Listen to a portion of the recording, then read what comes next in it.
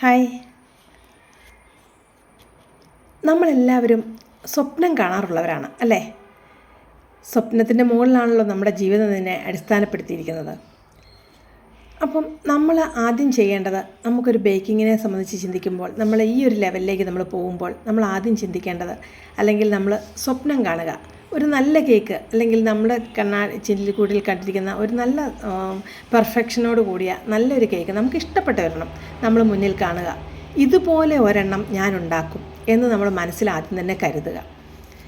അതാണ് നമ്മുടെ വിജയത്തിലേക്ക് നമ്മളെ നയിക്കുന്നത്. അപ്പം സ്വപ്നം ഒരിക്കലും പൊളിക്കണ്ട, പക്ഷേ ഫസ്റ്റ് കേക്ക് പൊളിഞ്ഞു പോയേക്കാം. ഒട്ടും നിരാശപ്പെടേണ്ട. ആദ്യ കേക്ക് പൊളിഞ്ഞു പോയി, പെർഫെക്ഷൻ കിട്ടിയില്ല, കേക്ക് പൊങ്ങി വന്നില്ല, ഒട്ടും വറി ചെയ്യരുത്. എല്ലാവർക്കും അതുപോലെ തന്നെയാണ്. ഇപ്പോൾ സക്സസ്സിൽ നിൽക്കുന്ന, അല്ലെങ്കിൽ നല്ല നല്ല കേക്കുകൾ ഉണ്ടാക്കി വിൽക്കുന്ന ഓരോരുത്തരുടെയും കഥ നോക്കുമ്പോൾ അവരെ തുടക്കത്തിൽ അങ്ങനെ തന്നെയായിരുന്നു.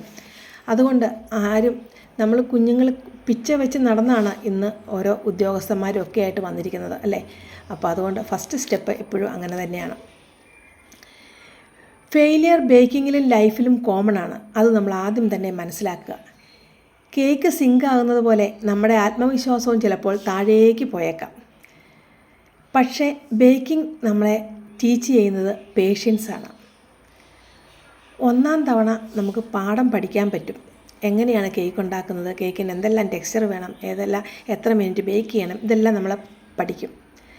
പക്ഷേ അത് കേക്ക് ഉണ്ടാക്കുമ്പോൾ ചിലപ്പോൾ അത് എല്ലാം വിണ്ട് കീറി അല്ലെങ്കിൽ കരിഞ്ഞു പോയി ഒക്കെ വന്നിരിക്കും. പക്ഷേ രണ്ടാം തവണ അല്ലെങ്കിൽ മൂന്നാം തവണ നമുക്ക് റിസൾട്ട് കിട്ടും, ഉറപ്പായും കിട്ടും.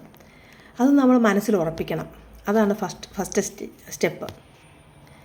നെക്സ്റ്റ് എന്ന് പറയുമ്പോൾ നമ്മൾ ചിന്തിക്കുക, നമുക്ക് ഒരു കേക്കിൻ്റെ ഇൻഗ്രീഡിയൻസ് തന്നെ നമുക്ക് നോക്കാം. ബട്ടർ, ഷുഗർ, ഫ്ലോർ പോലെ ബേക്കിൻ്റെ ഇൻഗ്രീഡിയൻസ് ഓരോന്നോരോന്നായി നമ്മൾ ചേർക്കുന്നത് പോലെ തന്നെ നമ്മുടെ ലൈഫിലും അല്ലെങ്കിൽ നമ്മുടെ കേക്കിൻ്റെ ഇതിലും ഫസ്റ്റിൽ നമ്മൾ എപ്പോഴും വിജയം മാത്രം പ്രതീക്ഷിക്കരുത്. നമുക്കും കിട്ടും, ഫെയിലിയർ ഉണ്ടാവും, അതിൽ നിന്ന് നമ്മൾ പാഠം പഠിക്കും, ലേണിംഗ് ഉണ്ടാവും, അതിൽ നിന്ന് പേഴ്സിസ്റ്റൻസ്, നമുക്ക് കൺസിസ്റ്റൻ്റായിട്ട് ചെയ്യാൻ, നമുക്ക് പാഷനോടുകൂടി ചെയ്യാനുള്ളൊരു ഊർജ്ജം നമുക്ക് ലഭിക്കും. ഇതെല്ലാം കൂടെ ചേർന്നാൽ മാത്രമേ സക്സസ് ബേക്ക് ചെയ്യാനാവൂ. അപ്പം നമ്മൾ മനസ്സിലാക്കേണ്ട ഒന്നേ ഉള്ളൂ, നമ്മളെ തന്നെ എനിക്ക് സാധിക്കില്ല, ഞാൻ ഉണ്ടാക്കിയതൊന്നും ശരിയാകുന്നില്ല, അല്ലെങ്കിൽ ഇതൊക്കെ നല്ല നല്ല സെറ്റപ്പിലുള്ളവർക്കേ പറ്റുള്ളൂ എന്നൊക്കെ ചിന്തിക്കാതെ അത് നമ്മളെ തന്നെ താത്തി കിട്ടുന്നതിന് തുല്യമാണ്. അതിലേക്ക് പോകാതെ നമ്മൾ ബേക്ക് ചെയ്യാൻ സ്റ്റാർട്ട് ചെയ്യുക. Again and again try, you will success. Thank you.